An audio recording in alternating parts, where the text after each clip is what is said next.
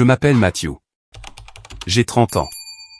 Le jour où mon père a décidé de célébrer mon expulsion de sa maison, il a traité cela comme s'il organisait une fête de quartier.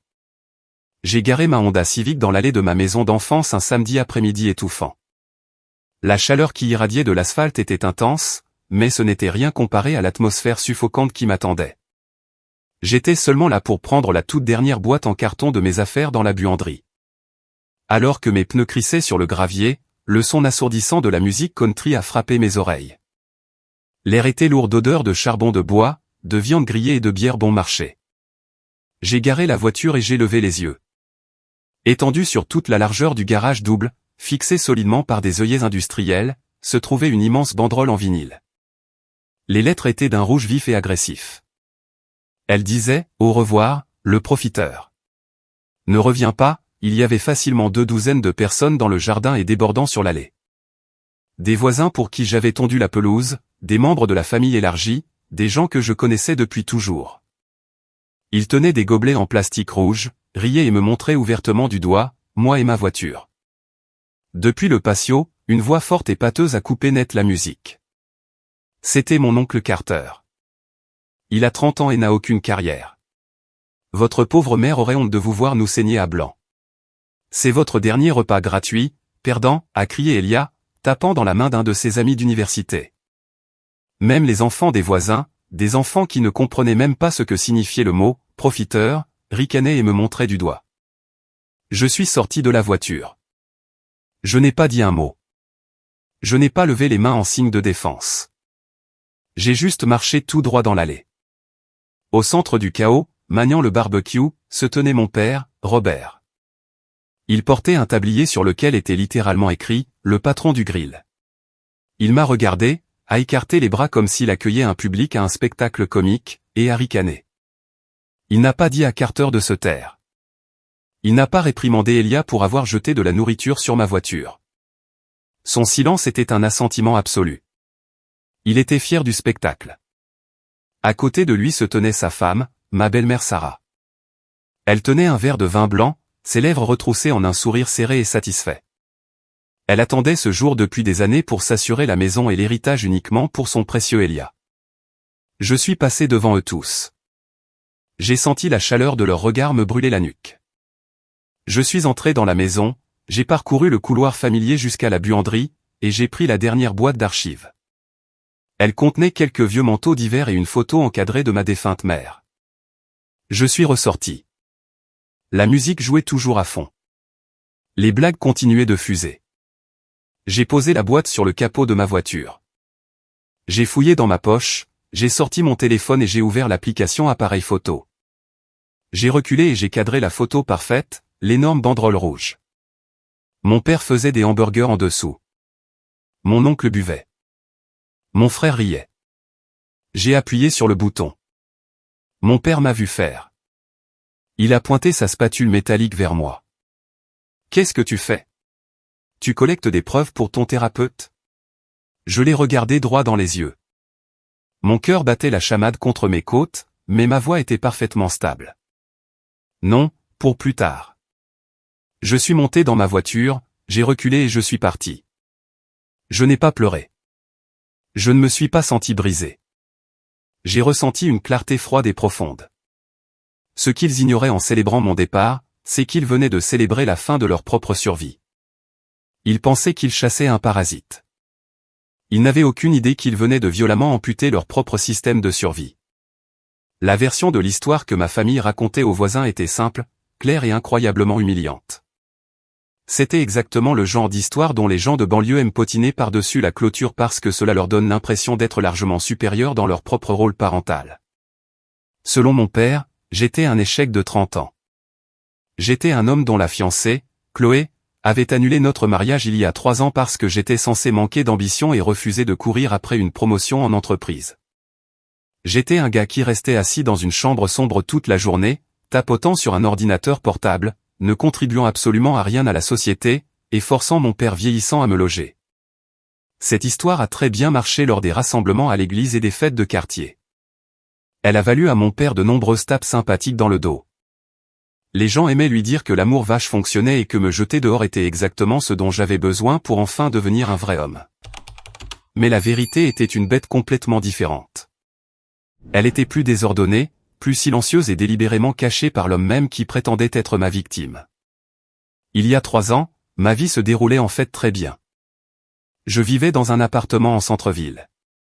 Je travaillais comme consultant en opérations indépendant et coordinateur d'appels d'offres. Mais ensuite Chloé m'a quitté. Ce fut une rupture compliquée et douloureuse. À peu près à la même époque, j'ai reçu un appel téléphonique paniqué de mon père tard un mardi soir. Son entreprise, Bennett Custom Signage, était en train de couler. Mon père avait créé l'entreprise de toutes pièces il y a 20 ans. Il fabriquait et installait de grandes enseignes commerciales pour des entreprises de la ville. De l'extérieur, cela ressemblait à une histoire de réussite américaine solide et ouvrière. Mon père conduisait un tout nouveau camion robuste. Il se vantait de ses revenus sur le terrain de golf. Derrière les portes closes, l'entreprise était en train de se vider complètement. Les coûts d'approvisionnement avaient monté en flèche. Il avait mal géré un projet commercial de grande envergure, ce qui avait entraîné des milliers de dollars de pénalités. Sa comptable avait démissionné par pure frustration parce qu'il continuait à mélanger les dépenses personnelles avec les fonds de l'entreprise. Il était au bord de la faillite totale. Il m'a supplié de rentrer à la maison. Il m'a dit qu'il avait juste besoin de moi là-bas pendant quelques mois pour l'aider à organiser ses dossiers parce qu'il n'était pas doué avec les ordinateurs.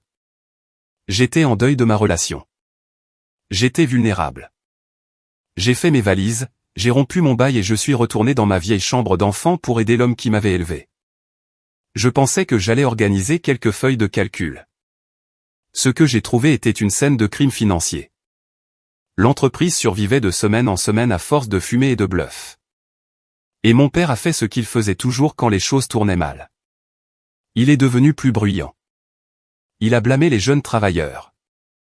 Il a blâmé les clients paresseux, l'économie, les réglementations, et finalement il m'a blâmé. Jamais lui-même. Mon père ne respectait qu'un seul type de travail, le travail physique. Si vous ne portiez pas de bottes de sécurité, si vous ne transportiez pas une lourde ceinture à outils et si vous ne rentriez pas couvert de sueur ou de graisse, vous ne travailliez pas vraiment. Parce que je travaillais à distance sur un ordinateur portable, organisant des données et gérant la logistique. Il croyait sincèrement que je passais mes journées à jouer sur Internet. Il passait devant ma chambre, me voyait taper frénétiquement, et marmonnait à voix haute, « Ça doit être sympa de rester au frais à jouer aux jeux vidéo pendant que le reste d'entre nous se tue à la tâche. » Il n'avait absolument aucune idée que pendant qu'il se moquait de mon travail, j'étais la seule chose qui empêchait son entreprise de couler au fond de l'océan. Le premier mois où je suis revenu, j'ai réparé son système de facturation. Il avait des dizaines de milliers de dollars en factures impayées parce qu'il oubliait simplement de facturer les gens. J'ai traqué les clients, menacé de recouvrement et remis la trésorerie en vie. Le deuxième mois, j'ai découvert qu'il n'avait pas payé son assurance responsabilité civile commerciale depuis 90 jours. Si l'un de ses installateurs laissait tomber une lourde enseigne métallique sur un piéton, il aurait perdu l'entreprise et sa maison dans le procès qui en aurait résulté. J'ai utilisé ma propre carte de crédit pour rétablir la police immédiatement afin que ses équipes puissent légalement continuer à travailler. Je suis devenu l'éboueur invisible de Bennett Custom Signage. J'ai nettoyé chaque gâchis qu'il faisait sans jamais en prendre le crédit. J'ai géré Wyatt, son principal fournisseur d'acrylique et de métal.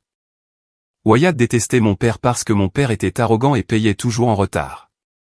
Wyatt était sur le point de couper complètement l'entreprise. J'ai passé des heures au téléphone avec Wyatt, négociant des plans de paiement, m'excusant pour le comportement abrasif de mon père et bâtissant un pont de confiance. Wyatt n'a continué à expédier des matériaux que parce que je garantissais personnellement les paiements. J'ai géré Aaron, l'installateur principal. Aaron était un bon gars avec un nouveau-né à la maison. Il y a eu 3 vendredis distincts où mon père n'avait tout simplement pas l'argent pour payer les salaires parce qu'il avait emmené Sarah en voyage coûteux pour le week-end. Aaron allait démissionner. J'ai discrètement transféré mes propres revenus d'indépendant sur le compte bancaire d'Aaron et lui ai dit que c'était un problème du système de paie. J'ai payé le salaire de l'homme de ma propre poche pour que l'entreprise ne perde pas son meilleur travailleur. Et puis il y avait Cameron. Cameron était le plus grand concurrent de mon père en ville. Cameron était plus jeune, plus vif, et cherchait activement à voler le plus gros client de mon père, Monsieur Lincoln, le directeur de l'aménagement urbain de la ville. Monsieur Lincoln était très pointilleux sur les détails. Mon père a soumis une offre pour un projet municipal de grande envergure qui était pleine de fautes de frappe, de calculs incorrects et de permis expirés. L'offre de Cameron était impeccable. Je suis resté éveillé 48 heures d'affilée. J'ai complètement réécrit la proposition de mon père. J'ai généré des maquettes 3D. J'ai formaté les documents de conformité. Je l'ai soumis à la dernière minute. Nous avons remporté le contrat. Cela a rapporté 80 000 $ de bénéfices nets. Quand l'email d'acceptation est arrivé, mon père l'a imprimé, est entré dans la cuisine et l'a montré à l'oncle Carter. Tu vois, a fanfaronné mon père. Des relations à l'ancienne. Lincoln sait que je suis le meilleur en ville. Personne ne se soucie de la paperasse fantaisiste. J'étais assis juste là, à la table de la cuisine, buvant du café noir pour rester éveillé. Il ne m'a même pas regardé. Le pire dans cette maison n'était pas l'absence totale de gratitude. Le pire était l'épuisement financier incessant parce que mon père refusait de reconnaître mon travail comme un véritable emploi. Il ne me payait certainement pas de salaire pour les heures que je passais à sauver son entreprise. Je faisais tout cela gratuitement, travaillant tard dans la nuit tout en essayant de jongler avec mes propres clients indépendants juste pour maintenir mon propre compte bancaire en vie. Mais cela allait bien plus loin que le travail impayé.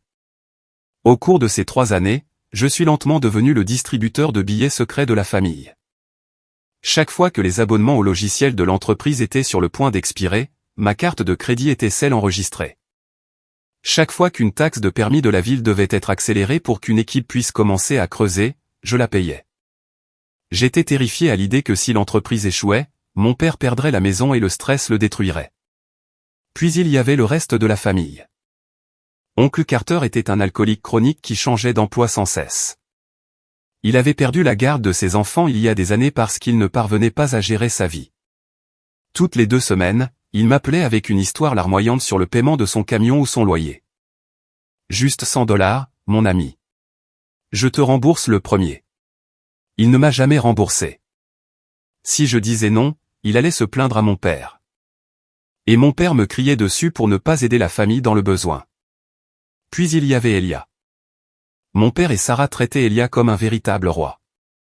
Il lui avait créé un énorme fonds universitaire, qu'il a dilapidé en 2 semestres avant d'abandonner pour devenir influenceur. Elia conduisait une voiture de sport en leasing que mon père payait. Elia me contactait constamment pour de l'argent afin de couvrir ses notes de bar ou ses vêtements de marque. Si je refusais, Sarah intervenait. Sarah était une manipulatrice hors pair. Elle ne criait jamais. Elle opérait entièrement dans les murmures. Je l'entendais tard le soir dans la cuisine, versant du vin à mon père, lui chuchotant du poison directement à l'oreille. « Robert, chéri, tu travailles si dur, disait-elle doucement. Et Matthew reste juste là. Il a 30 ans. C'est embarrassant.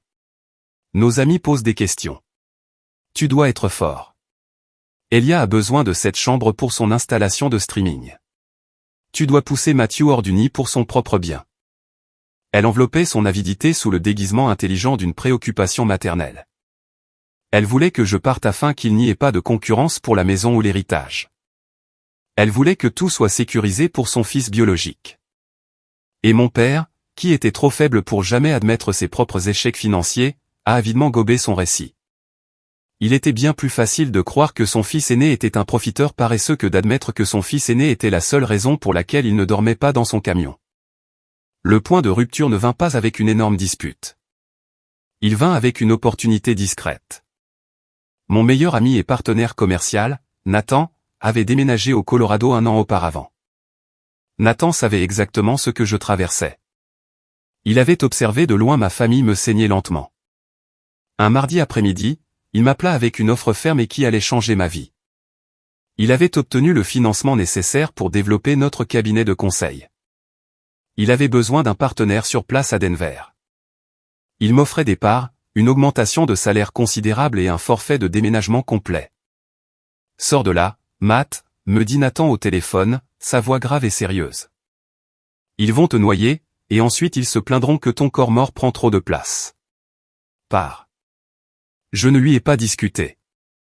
Je savais qu'il avait absolument raison. Mais quand on grandit dans un système familial toxique, s'échapper ne consiste pas seulement à faire ses valises. Cela demande de la précision. Cela demande de la stratégie. Je n'ai pas dit un mot à qui que ce soit dans cette maison concernant l'offre du Colorado. Je l'ai accepté discrètement.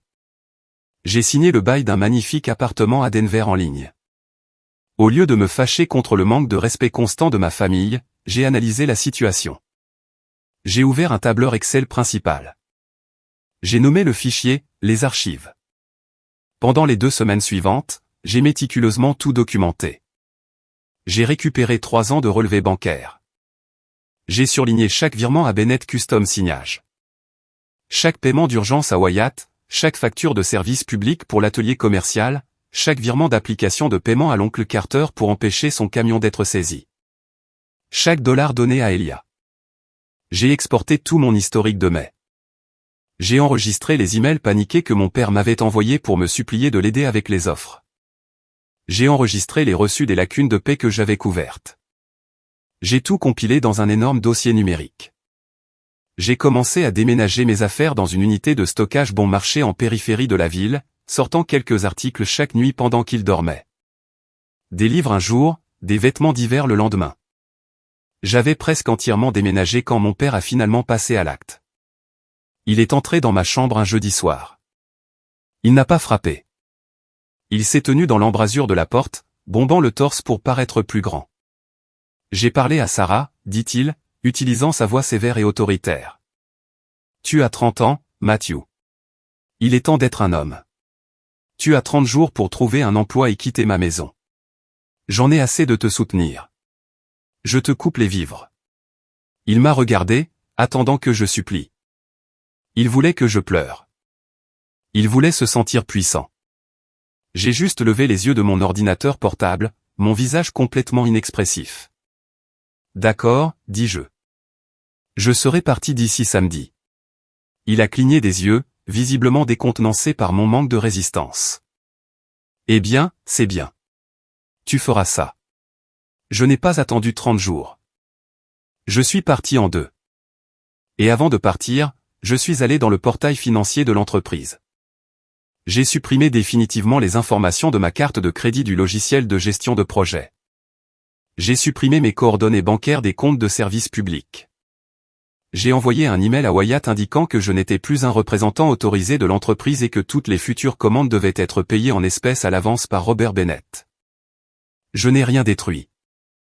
Je n'ai pas saboté son entreprise. J'ai simplement cessé d'être son bouclier invisible. Le silence des 48 premières heures après le barbecue était pesant. Mon téléphone n'a pas sonné une seule fois. Ils n'ont pas appelé ni envoyé de SMS. Ils se prélassaient dans la douce lumière de leur victoire perçue. Ils pensaient avoir enfin purgé le poids mort de leur vie. Mais le sentiment de droit est une illusion dangereuse et fragile. Cela ne dure que jusqu'à ce que le monde réel exige un paiement réel. Le premier domino est tombé le lundi matin à exactement 9h15. Monsieur Lincoln, le strict directeur du développement urbain, a envoyé un email directement dans la boîte de réception de mon père. Normalement, ces emails passaient par un filtre que j'avais configuré et arrivaient directement sur mon ordinateur portable. Monsieur Lincoln rejetait farouchement les plans révisés pour un projet d'enseigne massif en centre-ville. Le formatage était entièrement incorrect. L'échelle était décalée de 3 pouces et le certificat de conformité de sécurité était complètement manquant. Avant que je ne parte, j'aurais immédiatement remarqué cela. J'aurais discrètement corrigé les calculs, généré un nouveau PDF et répondu à Monsieur Lincoln dans les 5 minutes en m'excusant pour l'erreur administrative. Mon père n'aurait même jamais su qu'il y avait un problème. Cette fois, mon père a reçu l'email lui-même. Il n'avait absolument aucune idée de la façon de lire le logiciel de plan. Il ne savait pas où les certificats de conformité étaient stockés sur le serveur. Il était complètement aveugle. 2 heures plus tard, à 11h30, le deuxième domino est tombé. Dylan, le représentant de compte de leur principal logiciel de gestion de projet, a tenté de débiter le montant de l'abonnement mensuel. Mon père gérait toute son entreprise via ce logiciel spécifique. Contact client, planning d'installation, heures des employés, plan. Tout était hébergé sur leur cloud. Le système automatisé de Dylan a vérifié la carte de crédit enregistrée. Elle a été refusée parce que je m'étais connecté et avais retiré ma carte le vendredi soir. Le système a automatiquement essayé la carte de secours, la carte d'entreprise de mon père. Elle était plafonnée. À 11h35, le logiciel a automatiquement bloqué toute l'entreprise. Tous les écrans d'ordinateur du bureau de mon père sont soudainement devenus blancs et ont affiché une bannière rouge géante, compte suspendu. Veuillez mettre à jour le mode de paiement. Mon père ne pouvait plus consulter son emploi du temps de la semaine. Il ne savait pas où ses installateurs étaient censés être. Il ne pouvait pas accéder au numéro de téléphone des clients. Il était instantanément paralysé. J'étais assis dans un café tranquille de Denver, regardant les montagnes enneigées par la fenêtre, sirotant un café glacé. Mon téléphone a vibré sur la table. C'était une notification par email automatique de la société de logiciels de Dylan confirmant la suspension du compte pour non-paiement. J'ai souri, j'ai bu une gorgée de mon café et j'ai effacé la notification. La tempête avait officiellement touché terre. Dès mercredi, le léger désagrément d'un bug logiciel s'était rapidement transformé en une véritable panique opérationnelle. Julien, un technicien chevronné de la compagnie d'électricité de la ville, a garé son camion de service blanc dans l'allée de l'atelier commercial de mon père. Julien n'était pas là pour relever le compteur. Il tenait un avis de coupure orange vif attaché à un presse-papier. La facture d'électricité de l'atelier, qui alimentait les énormes imprimantes industrielles, les découpeuses de métal et l'équipement de soudage, était en souffrance depuis 60 jours.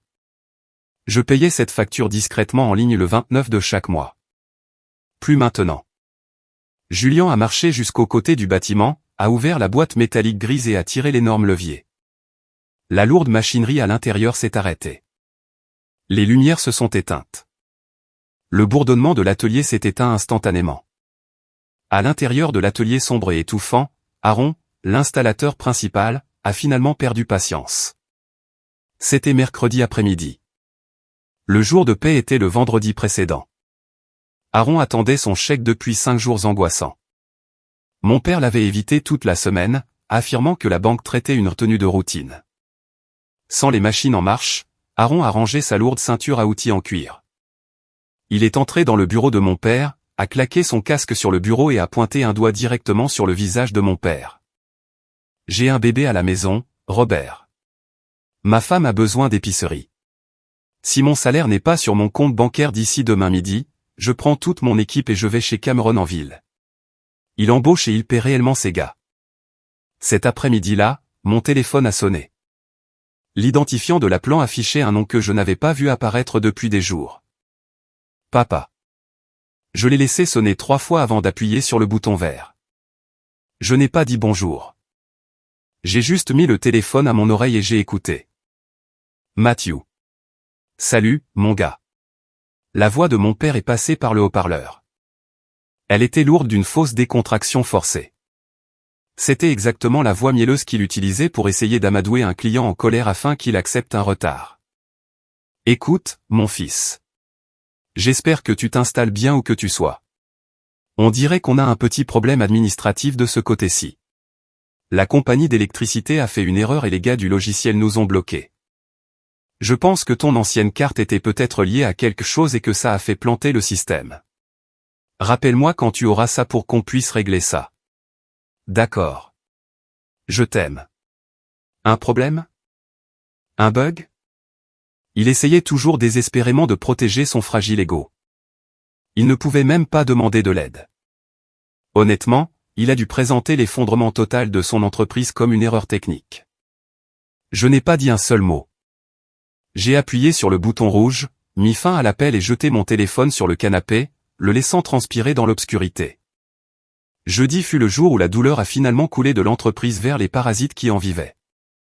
Lorsque l'organisme hôte commence à mourir, les puces sont toujours les premières à paniquer. Mon téléphone s'est allumé avec une notification de message vocal. C'était l'oncle Carter. J'ai appuyé sur lecture. La voix de Carter était légèrement pâteuse, mais l'arrogance forte du patio du barbecue avait complètement disparu. Il semblait terrifié. Matty, écoute-moi. Le type de la fourrière est passé chez moi ce matin. Il cherche la camionnette. Tu dois m'aider, mec. Je sais que j'ai dit des bêtises à la fête, mais tu sais comment je suis quand je bois. C'était juste une blague. Nous sommes une famille. Juste vire-moi 400 balles pour qu'il me lâche jusqu'à lundi. S'il te plaît, mec. Je te supplie. J'ai supprimé le message vocal sans hésiter. 10 minutes plus tard, un message texte est arrivé d'Elia. Elia n'appelait jamais. Il n'envoyait des SMS que lorsqu'il voulait quelque chose, généralement de l'argent. Frère, WTF? Ma carte a été refusée au bar hier soir. Papa dit qu'il a des problèmes de trésorerie et que tu l'as bloqué des comptes.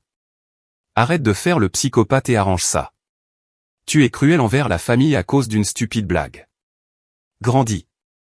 Cruel. Le gamin qui m'avait littéralement jeté un hot-dog gras au visage en acclamant mon expulsion me traitait de cruel. L'audace était ahurissante. Je n'ai pas tapé un long paragraphe émotif.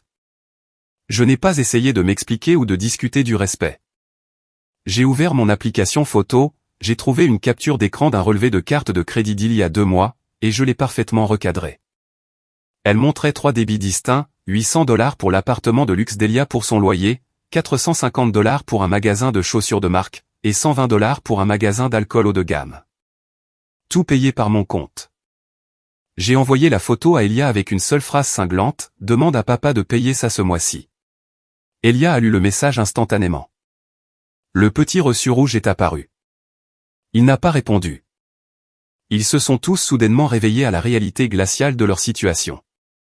L'arbre à argent magique dans le jardin n'était pas mort de cause naturelle. Ils l'avaient eux-mêmes abattu avec leur propre arrogance.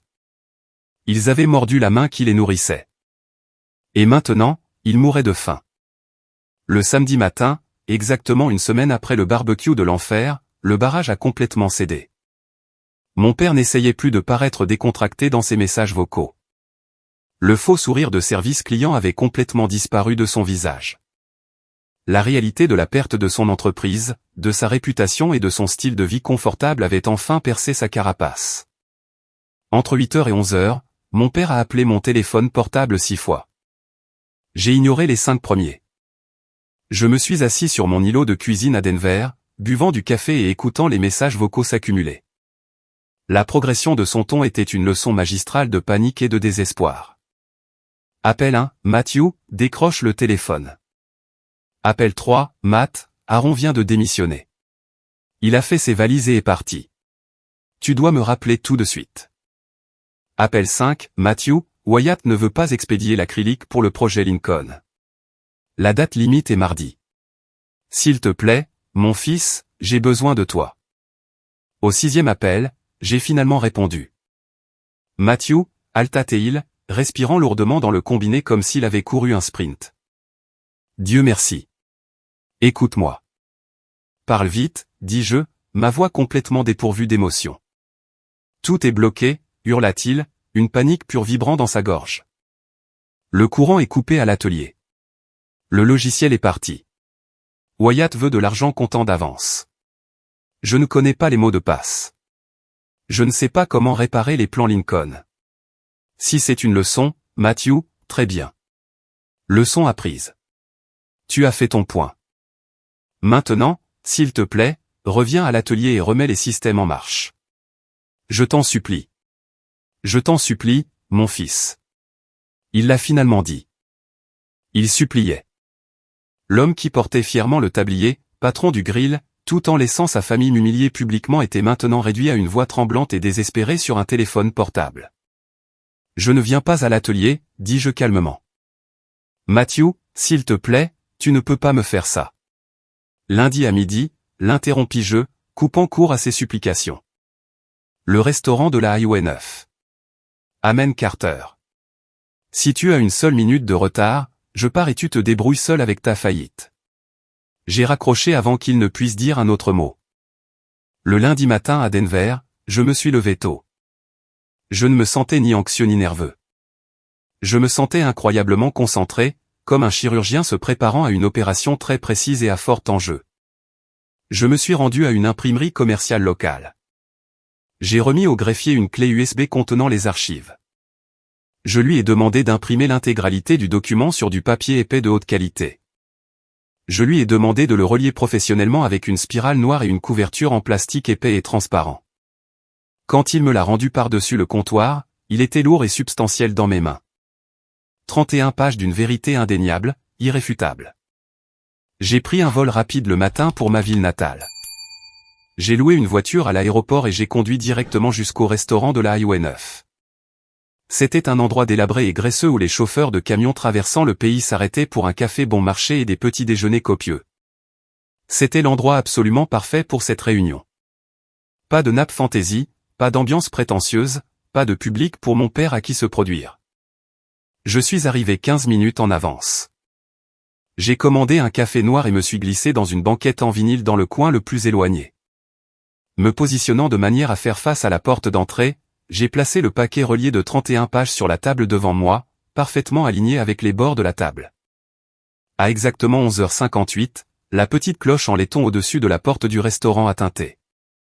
Mon père et mon oncle Carter sont entrés. Le contraste visuel avec le barbecue d'il y a seulement 9 jours était saisissant. À la fête, ils avaient l'air vibrants, bruyants et invincibles. Aujourd'hui, ils semblaient avoir vieilli de 5 ans en une seule semaine. Mon père portait une chemise boutonnée froissée qui semblait avoir été sortie d'un panier à linge. Il ne s'était pas rasé.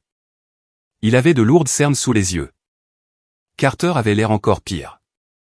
Il tremblait légèrement, complètement sobre, et semblait physiquement malade à cause du stress intense des agents de recouvrement qui le traquaient activement. Ils m'ont aperçu dans le coin arrière. Ils se sont approchés lentement, les épaules affaissées comme des hommes s'approchant d'un bourreau. Aucun des deux n'a prononcé un mot de salutation. Ils se sont glissés silencieusement dans la banquette en face de moi. La serveuse est venue, a fait claquer son chewing-gum et a demandé s'il voulait du café. Mon père l'a simplement repoussé d'un geste sans même la regarder. Il m'a regardé. Il a tenté de redresser sa posture, essayant désespérément de puiser au plus profond de lui-même une part de son ancienne autorité patriarcale. « D'accord, Matthew, » dit mon père, sa voix rauque et épuisée. « Tu t'es amusé. Tu t'es fait transpirer. Maintenant, qu'est-ce qu'il va falloir pour que tu débloques les comptes et que tu te remettes au travail ?» Il le faisait toujours. Il pensait toujours que c'était une négociation commerciale standard. Il pensait sincèrement que je faisais juste un caprice pour un salaire plus élevé ou des excuses forcées. Je n'ai pas dit un mot. Je n'ai pas froncé les sourcils. J'ai simplement tendu la main, posé ma main à plat sur la couverture en plastique transparent, et j'ai glissé le paquet relié de 31 pages sur la table. Le lourd paquet a glissé sur la table en formica collante et a heurté doucement les jointures de mon père. « Qu'est-ce que c'est » demanda-t-il, regardant la couverture en plastique transparent comme si c'était une grenade dégoupillée. « Ouvre-le, dis-je doucement, en me penchant en arrière dans ma banquette. Carter se pencha, ses yeux injectés de sang plissant fort sur la première page à travers la couverture en plastique. Mon père ouvrit la couverture. La toute première page était une feuille récapitulative. Je l'avais gardée incroyablement simple et dévastatrice, un texte gras noir sur du papier blanc vif. C'était un grand livre. Soutien financier total fourni par Matthew Bennett. 36 mois de dépenses d'entreprise, logiciels, fournitures, salaire, 74 500 $. Protection des services publics, propriété, 12 300 $. Assistance familiale directe, Carter, Elia, 25 200 $. Total, 112 000 $. Mon père fixa le chiffre en gras au bas de la page. Il cligna des yeux fortement, se frottant les yeux comme si l'encre lui jouait de mauvais tours. Sa bouche s'ouvrit légèrement, mais aucun son n'en sortit. La couleur quitta complètement son visage. « C'est un mensonge » murmura Carter d'un ton défensif, s'essuyant la bouche du revers de sa main tremblante. « Il n'y a aucune chance que tu aies eu autant d'argent. Tu étais juste assis sur ton ordinateur. Tourne la page, ordonnai-je froidement. Mon père tourna la page. La page 2 était l'incident à rond. Elle montrait les virements bancaires côte à côte, mes revenus d'indépendant arrivant sur mon compte courant personnel, et le montant exact quittant mon compte pour payer son installateur principal. Avec une capture d'écran imprimée du message texte de mon père disant « La banque a encore foiré la paix. Dis au gars de tenir bon. » Ses mains commencèrent à trembler. Il tourna une autre page. Les dossiers Wyatt. De longs échanges de mails où Wyatt menaçait agressivement de poursuivre l'entreprise, suivis immédiatement par mes reçus de cartes de crédit personnel payant l'énorme dette afin que les matières premières continuent d'arriver à l'atelier. Il tourna une autre page. Des captures d'écran des messages d'Elia suppliant de l'argent pour des vêtements de marque. Côte à côte avec les messages de Sarah à mon père exigeant que je sois expulsé de la maison. C'est commença mon père, sa voix tremblant si fort qu'il ne put terminer la phrase. Il leva les yeux vers moi, ses yeux écarquillés d'un mélange de terreur absolue et de honte profonde. Je ne savais pas, Matthew. Je jure devant Dieu, je ne savais pas que c'était autant. Vous ne vouliez pas savoir, le corrigeai-je, ma voix coupant le bruit ambiant du restaurant comme un scalpel. Vous vouliez le prestige d'être un propriétaire d'entreprise prospère sans la responsabilité réelle de diriger une entreprise. Vous vouliez être le père généreux et pourvoyeur d'Elia sans avoir à payer la facture. Vous avez laissé Sarah vous chuchoter du poison à l'oreille parce qu'il était plus facile de me blâmer que de vous regarder dans le miroir et de réaliser que vous étiez en faillite. Carter claqua sa main à plat sur la table, essayant de rassembler une fausse indignation. Nous sommes une famille, Matthew. On ne compte pas avec la famille. On ne donne pas une facture à son père. Je tournai lentement mon regard vers Carter. Le silence qui suivit fut suffocant. Nous sommes une famille, Matthew. On ne compte pas avec la famille. On ne donne pas une facture à son père. Je détournai lentement mon regard de mon père et regardai directement l'oncle Carter. Le silence qui suivit son éclat fut suffocant. Le restaurant autour de nous continuait son doux bourdonnement de tasses de café qui cliquetaient et de bacon qui frit. Mais à notre table, l'air s'était transformé en glace solide. Carter transpirait à grosses gouttes à travers son col. Il avait les deux mains pressées à plat contre la table en formica collante, faisant de son mieux pour paraître intimidant. C'était un spectacle pathétique de la part d'un homme qui avait passé toute sa vie d'adulte à fuir ses propres responsabilités, y compris la garde de ses propres enfants. Tu as raison, Carter, dis-je. Ma voix était dangereusement calme, à peine un murmure, mais elle avait assez de poids pour le faire tressaillir. La famille ne compte pas. Les parasites comptent. La famille bâtit une vie ensemble. Vous n'avez rien bâti. Vous avez juste extrait. J'ai tendu la main à travers la table, j'ai saisi la couverture en plastique épais du classeur, et je l'ai feuilleté en dépassant les factures de services publics, en dépassant les factures de fournisseurs, directement à la page 12. J'ai tapoté mon index durement sur une colonne surlignée de virements bancaires. Le marqueur jaune vif brillait pratiquement sous les lumières fluorescentes crues du restaurant. Parlons de la famille, papa, dis-je, fixant mes yeux dans le regard large et terrifié de mon père. Mon père déglutit difficilement. Sa pomme d'Adam fit un va-et-vient dans sa gorge. Il semblait complètement acculé. Laisse ton frère en dehors de ça, Matthew. Il est jeune. Il fait des erreurs. J'ai mis en place cet énorme fonds universitaire pour lui. Et oui, il l'a dilapidé pour des choses insensées, mais il essaie de trouver sa voie dans le monde. Il a juste besoin de temps. Il a trouvé sa voie directement dans votre compte courant commercial, ai-je répondu instantanément. J'ai poussé le lourd classeur d'un pouce plus près de sa poitrine. Regardez ces postes, Robert. Lisez-les. Pendant que vous me criez dessus à travers la porte de ma chambre, me traitant de fainéant de 30 ans raté, votre plus jeune fils faisait bien plus que simplement me demander de l'argent pour des verres au bar. Il a copié les numéros de routage et de compte du compte courant de l'entreprise. Il les a liés directement à son portefeuille numérique sur son téléphone. Ces frais que vous voyez là, ce ne sont pas des fournitures d'entreprise. Ces $800 étaient pour une table VIP dans une boîte de nuit du centre-ville. Ces $3000 étaient pour un voyage de week-end à Vegas avec ses frères de fraternité. Ces $12 000 de retrait non autorisés et frauduleux au cours des 6 derniers mois seulement. Les yeux de mon père papillonnèrent frénétiquement sur la page. Sa mâchoire tomba littéralement. Il fouilla dans la poche de sa chemise froissée, cherchant à tâtons ses lunettes de lecture. Ses mains tremblaient si fort qu'il faillit les laisser tomber par terre. Il enfila les lunettes sur son visage et se pencha, son nez à quelques centimètres du papier. Non, murmura-t-il. Le déni était automatique, un mécanisme de défense qu'il avait perfectionné pendant des décennies. Non, la comptable m'a dit que c'était des frais de fournisseur. Elle a dit que c'était les frais de retard de Wyatt. La comptable a démissionné parce que vous avez absolument refusé de l'écouter, le corrigeai-je. Ma voix était complètement dépouillée de toute sympathie. Elle a essayé de vous prévenir et vous lui avez crié dessus parce qu'elle mettait en doute votre fils. C'est moi qui ai couvert ces énormes manques de liquidité avec mon propre salaire de mes clients indépendants, afin que vos salaires ne soient pas refusés le vendredi matin. Elia vous a activement volé, saignant votre entreprise à blanc, et vous étiez trop occupé à vous vanter au club de golf pour même remarquer vos propres relevés bancaires. Carter se pencha en arrière dans la banquette en vinyle. La fausse indignation disparut de son visage, remplacée par une réalisation stupéfaite et écœurante.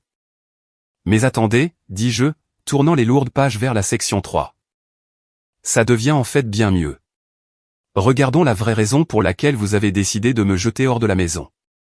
J'ai présenté une transcription imprimée de messages textes. C'était des messages entre mon père et sa femme, Sarah, parce que j'avais géré le plan de téléphone d'entreprise pour lui faire économiser de l'argent. J'avais un accès administratif complet aux journaux de données. Sarah ne voulait pas que je parte parce qu'elle pensait que j'avais besoin d'une prise de conscience ou d'un amour vache. J'ai lu à voix haute, suivant le texte avec mon doigt pour qu'il puisse suivre. Citation, Robert, si Matthew reste dans cette maison beaucoup plus longtemps, il va réclamer une part légale dans l'entreprise. Nous devons le faire partir avant qu'il n'essaie de prendre l'héritage d'Elia.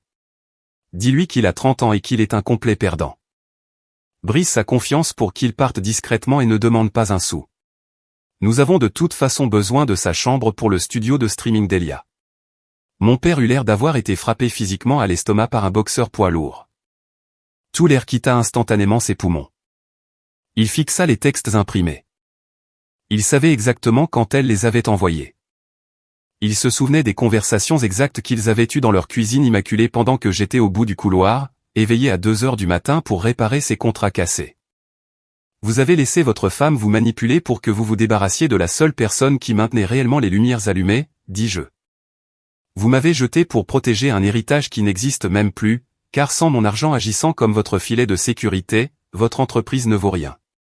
Mon père tenta désespérément de sauver le moindre fragment de fierté qui lui restait. C'était un réflexe pur, non filtré.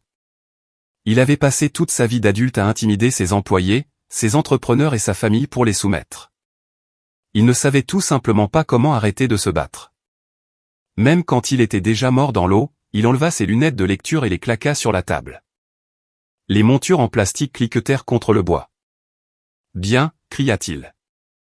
Une brusque explosion de colère paniquée traversa son visage. « Bien, Matthew. Tu as payé quelques factures. Tu as surpris Elia en train de voler. Tu es un génie de la finance, mais tu vivais toujours sous mon toit. Je t'ai nourri. Je t'ai vêtu quand tu étais enfant. Tu étais un homme de 30 ans qui se cachait du monde parce que Chloé a annulé ton mariage et que tu ne pouvais pas gérer le rejet. Tu vivais toujours à mes crochets. Le logement coûte de l'argent, Matthew. Tu me devais du respect. » Il criait fort maintenant.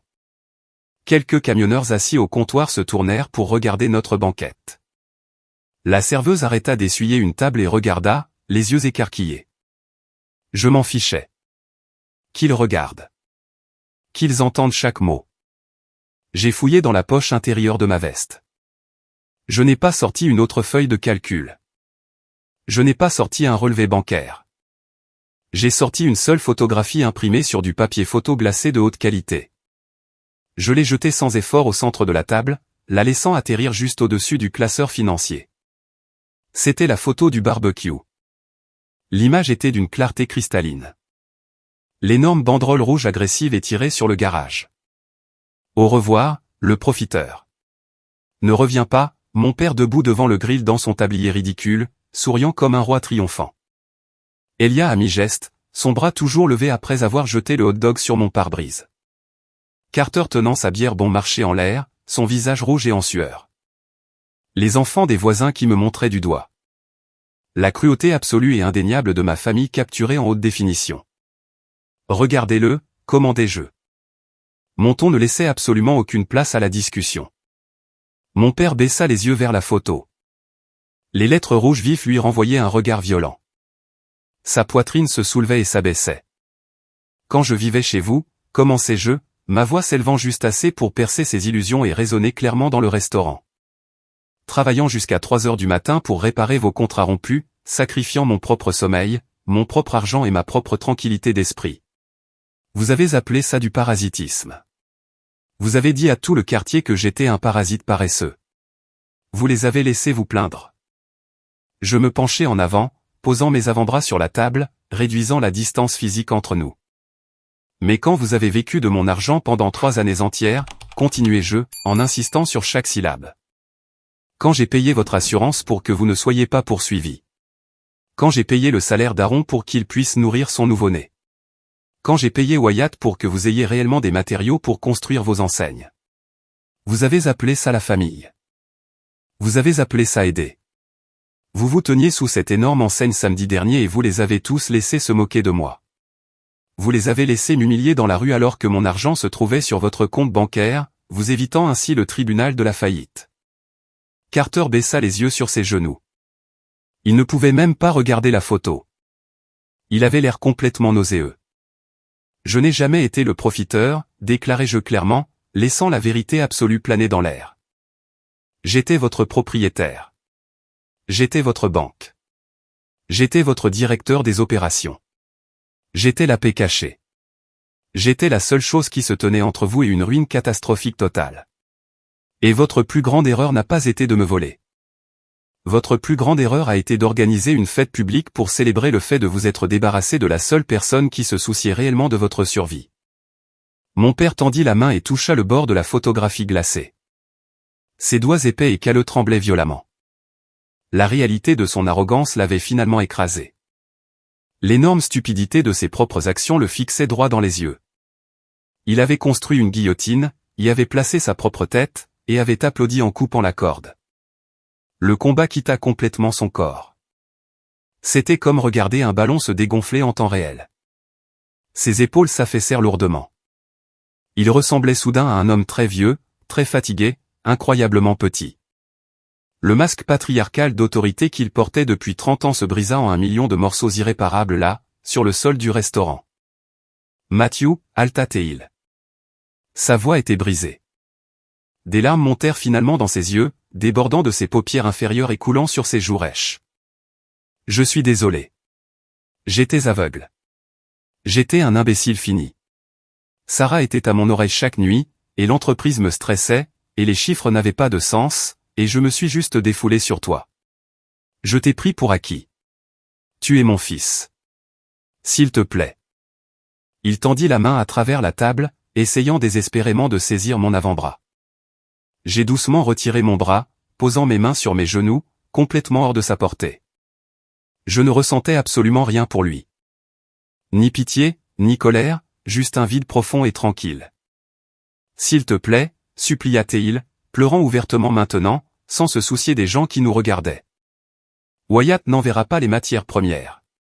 Aaron est parti. Le logiciel est complètement bloqué et Dylan ne répond pas à mes appels. Si je ne termine pas le projet Lincoln, je perdrai l'entreprise.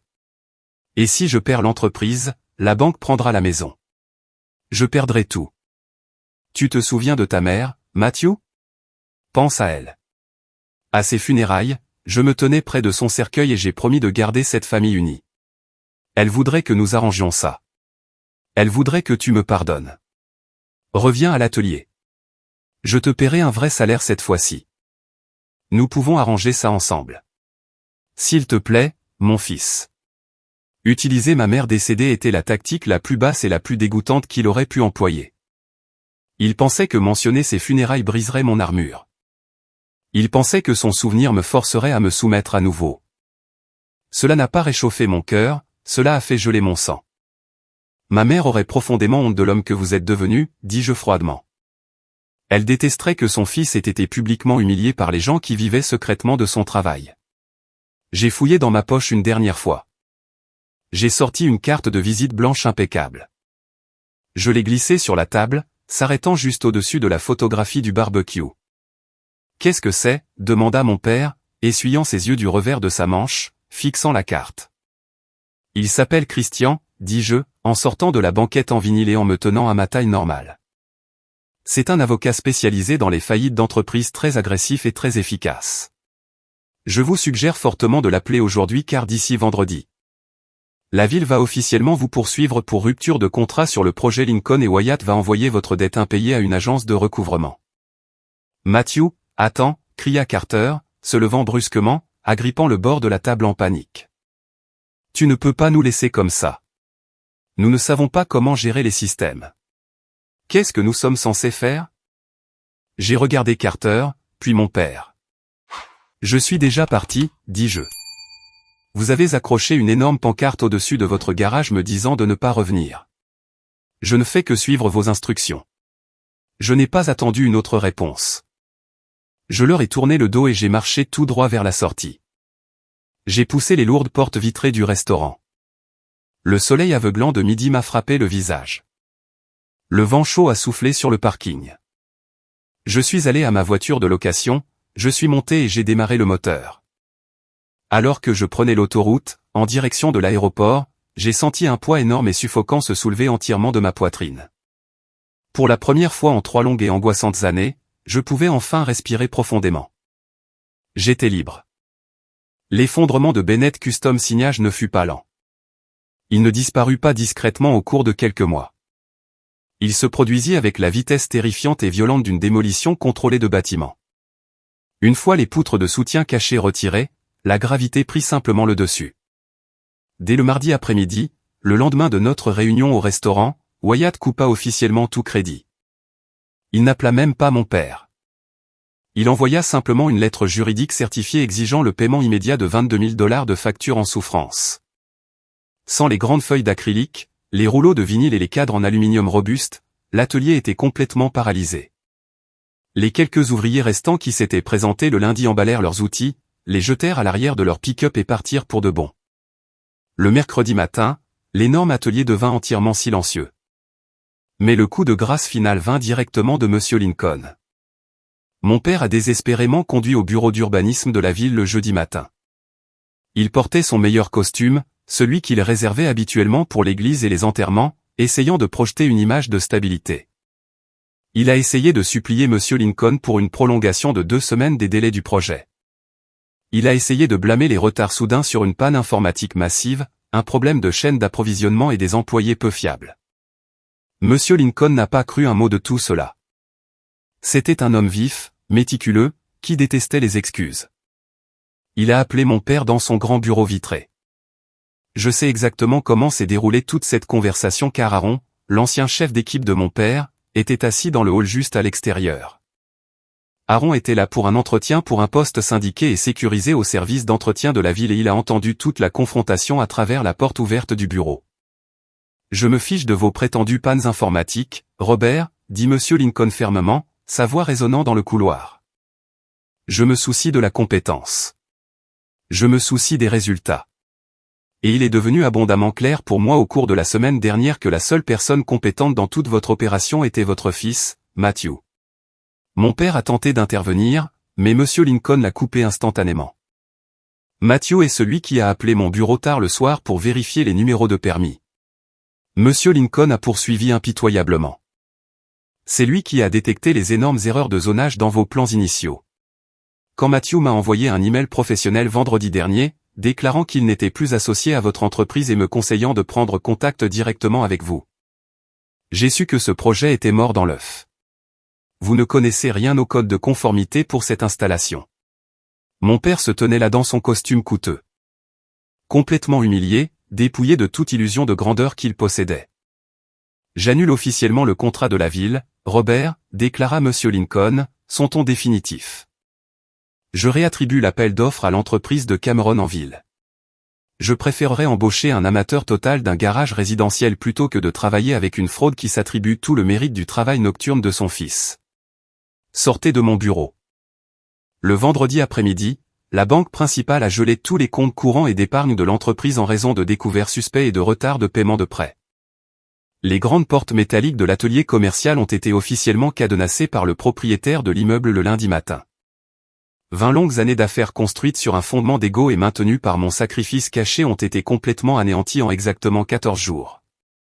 Tout cela parce qu'un homme ne pouvait pas gérer sa propre fierté.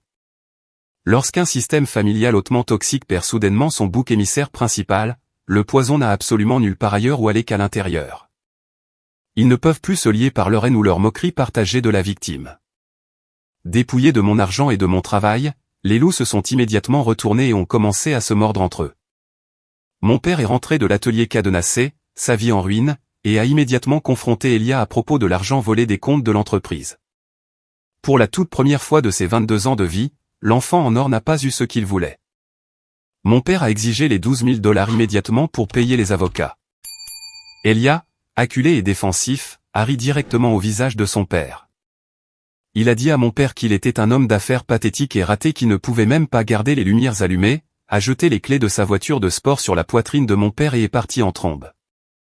Mon père a physiquement verrouillé les portes, chassant son précieux enfant en or dans la rue. Sarah, comprenant que l'arbre à argent magique était mort, n'est pas restée pour jouer le rôle de l'épouse aimante et solidaire. L'énorme héritage qu'elle avait passé des années à comploter et à murmurer n'était plus qu'une terrifiante montagne de dettes commerciales. Elle a demandé le divorce moins de 3 semaines plus tard.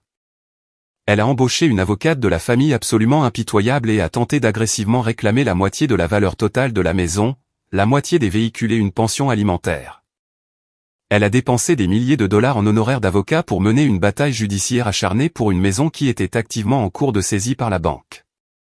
Ils se sont absolument détruits lors des séances de médiation obligatoires, criant à travers les tables de conférence, se disputant amèrement pour des meubles de salon cassés, des téléviseurs à écran plat et des véhicules loués qui étaient de toute façon sur le point d'être repris. Leur mariage, entièrement basé sur la commodité et la cruauté partagée, s'est effondré sous le poids de l'adversité réelle. L'oncle Carter n'a pas mieux Fared. Sans moi pour discrètement payer ses loyers, et sans l'entreprise de mon père pour masquer ses beuveries chroniques sous le couvert de réunions commerciales, il fut rapidement expulsé de son appartement. Il épuisa toutes les faveurs de ses compagnons de beuverie. La dernière fois que j'ai eu des nouvelles, il a fini par dormir sur un canapé taché au sous-sol d'un type rencontré dans un bar louche, complètement coupé du reste de la famille fracturée. À la fin de l'été, la grande maison de banlieue où ils avaient organisé ce barbecue a été mise en vente par la banque en vente à découvert. Elle s'est vendue bien en dessous du prix demandé à un jeune couple venu d'un autre État. J'ai consulté les registres publics en ligne un soir. Ce fut une fin brutalement nette et clinique au chaos. L'allée où Elia avait jeté le hot-dog sur ma voiture a été nettoyée au Karcher. Le garage double où ils avaient fièrement accroché cette énorme banderole rouge d'humiliation était complètement vide, nettoyé de 20 ans d'histoire. Ils m'avaient systématiquement poussé dehors pour sécuriser leur royaume. Et en faisant cela, ils ont brûlé tout le château jusqu'aux fondations. Ils ont absolument tout perdu. 6 mois plus tard, ma vie avait un aspect entièrement incroyablement différent. Le contraste était si net que parfois, j'avais l'impression de m'être réveillé dans une autre dimension. Le déménagement au Colorado m'avait vraiment sauvé. Nathan et moi avons officiellement lancé notre cabinet de conseil en logistique et opération. Nous l'avons appelé Peak Solutions. Nous ne portions pas de casque de chantier. Nous ne faisions pas de travail physique. Et nous ne faisions pas semblant. Nous étions assis dans des bureaux propres et calmes et réparions des systèmes administratifs défaillants pour d'énormes entrepreneurs régionaux qui avaient désespérément besoin de notre aide. Nous mettions de l'ordre dans leur chaos. Au cours de nos 4 premiers mois d'activité, nous avons agressivement démarché et obtenu un énorme contrat pluriannuel avec le gouvernement de l'État pour gérer leur processus d'appel d'offres en matière d'infrastructure. Parce que j'avais passé 3 ans à maîtriser les subtilités des codes municipaux tout en sauvant l'entreprise de mon père, j'étais particulièrement qualifié pour ce rôle. J'ai reçu une promotion massive au sein de notre propre structure d'entreprise, assurant un salaire qui rapportait plus de revenus en un seul mois que le magasin de mon père n'en avait généré en une année entière. Je ne me cachais plus dans une sombre chambre d'enfance, terrifié par le bruit des pas dans le couloir. J'ai acheté un magnifique et spacieux condo juste à côté de Denver. Il avait d'immenses baies vitrées qui donnaient sur les Rocheuses enneigées. J'ai acheté un tout nouveau camion fiable et je l'ai payé entièrement en espèces. Pas de prêt, pas de dette, pas de lien avec qui que ce soit. Mais la meilleure partie absolue de ma nouvelle vie n'était pas l'argent en banque. Ce n'était pas la promotion, le beau camion ou le respect que je commandais à mes clients de haut niveau. La meilleure partie était le silence absolu et profond de ma maison. Quand je rentrais d'une longue journée au bureau et que j'ouvrais ma porte d'entrée, il n'y avait pas de cris qui résonnaient de la cuisine. Il n'y avait pas de murmures manipulateurs et venimeux qui flottaient dans le couloir. Il n'y avait pas de messages textes paniqués tard dans la nuit exigeant des renflouements d'urgence pour arrêter un agent de recouvrement. J'ai appris à quoi ressemblait vraiment cuisiner quand on ne se préparait pas physiquement à une attaque émotionnelle. J'ai appris à dormir toute la nuit sans grincer des dents. Je guérissais enfin vraiment. Les familles toxiques entraînent votre système nerveux à constamment s'attendre à une crise. Apprendre à faire confiance au calme prend du temps, mais la paix que j'ai trouvée au Colorado était la plus grande récompense que j'aurais pu demander. Je pensais vraiment que je n'entendrais plus jamais parler d'eux. J'avais changé mon adresse email personnelle et bloqué tous leurs numéros sur mon téléphone. Mais environ 8 mois après cette réunion tendue au restaurant, un numéro inconnu étrange avec un indicatif régional de l'Arizona est apparu sur l'écran de mon téléphone. J'étais assis sur mon balcon en train de regarder le coucher de soleil. J'ai répondu avec prudence, ma garde s'étant immédiatement levée. Matthew à l'appareil. Il y eut une longue expiration tremblante à l'autre bout de la ligne. Matt, c'est Elia. Mon estomac se serra. J'ai failli raccrocher immédiatement. Mon pouce flottait directement au-dessus du bouton rouge. Les souvenirs du barbecue m'ont traversé l'esprit. Qu'est-ce que tu veux, Elia? Si tu cherches de l'argent, tu as appelé le mauvais numéro. Je n'ai pas d'argent pour toi. Je ne veux pas d'argent. Sa voix était remarquablement différente. Elle était plus calme, dépouillée de toute arrogance. L'assurance du fraternel bruyant avait complètement disparu. Je jure devant Dieu, Matt, s'il te plaît, ne raccroche pas. Je me suis penché en arrière dans ma chaise de patio, fixant les montagnes. Vous avez exactement 2 minutes. Parlez. Il a pris une autre inspiration profonde et saccadée. Je suis dans un programme de désintoxication résidentielle en Arizona. Maman m'a chassé de l'appartement après que le divorce soit devenu vraiment laid. Papa ne veut même plus me parler. J'ai touché le fond. J'ai trouvé un travail de mise en rayon dans un supermarché local de nuit juste pour payer une petite chambre dans une maison de transition. C'est vraiment dur, Matt. Il marqua une pause. Il attendait que j'intervienne. Il attendait que le frère aîné propose de le sauver, de lui virer $1000 pour que la douleur disparaisse. Je suis resté complètement silencieux. Je n'ai pas offert un seul mot de réconfort. J'appelle parce qu'une partie de mon programme de rétablissement implique de faire amende honorable directement, a poursuivi Elia, sa voix se fêlant légèrement d'une émotion sincère. J'ai été horrible avec toi.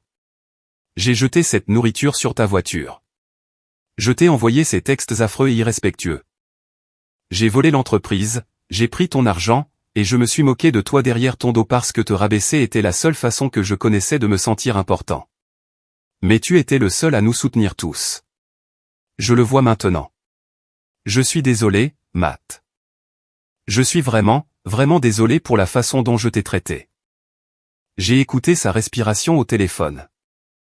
J'ai réalisé à ce moment précis, en l'écoutant lutter pour trouver les mots, que je ne le détestais plus. Je ne ressentais plus de colère. Il n'était qu'un enfant élevé par un monstre profondément imparfait et une manipulatrice égoïste. Il avait été entraîné à être cruel et maintenant il payait le prix ultime de son éducation. Merci pour tes excuses, Elia, dis-je doucement, ma voix calme. J'apprécie que tu aies pris le temps de les faire. Continue à travailler. Reste sobre. C'est un long chemin. Vas-tu revenir nous rendre visite un jour, demanda-t-il, une pointe d'espoir enfantin dans la voix. Non, dis-je honnêtement, traçant une limite infranchissable. Je ne reviendrai jamais, mais je te souhaite sincèrement le meilleur dans ta guérison. J'ai mis fin à l'appel. Je ne l'ai pas invité à Denver. Je n'ai pas proposé de payer son loyer à la maison de transition. Pardonner quelqu'un dans votre cœur ne signifie pas que vous devez ouvrir la porte et le laisser revenir dans votre vie. Quelques semaines après l'appel inattendu d'Elia, je suis descendu dans le hall de mon immeuble pour relever mon courrier. Bien au fond de mon casier métallique se trouvait une petite boîte en carton abîmée. Elle était fortement enveloppée de rubans adhésifs. Il n'y avait pas d'adresse d'expéditeur écrite à l'extérieur, juste une marque postale fanée de ma vieille ville natale. J'ai porté la boîte à l'étage, sur le comptoir de ma cuisine, j'ai pris un couteau aiguisé du bloc, et j'ai soigneusement tranché le ruban adhésif. J'ai retiré les rabats en carton. À l'intérieur, enveloppée dans une couche de vieux papier journal, se trouvait une boîte à recettes en bois vintage et raflée. Mon cœur a instantanément fait un bond dans ma poitrine. C'était la boîte à recettes de ma mère, exactement la même qu'elle gardait sur le comptoir de la cuisine quand j'étais un petit garçon. J'avais désespérément cherché dans toute la maison avant de déménager au Colorado, fouillant chaque tiroir, mais je ne l'avais pas trouvée. Sarah l'avait cachée dans une boîte poussiéreuse au grenier des années auparavant parce qu'elle détestait regarder tout ce qui rappelait à mon père sa première femme.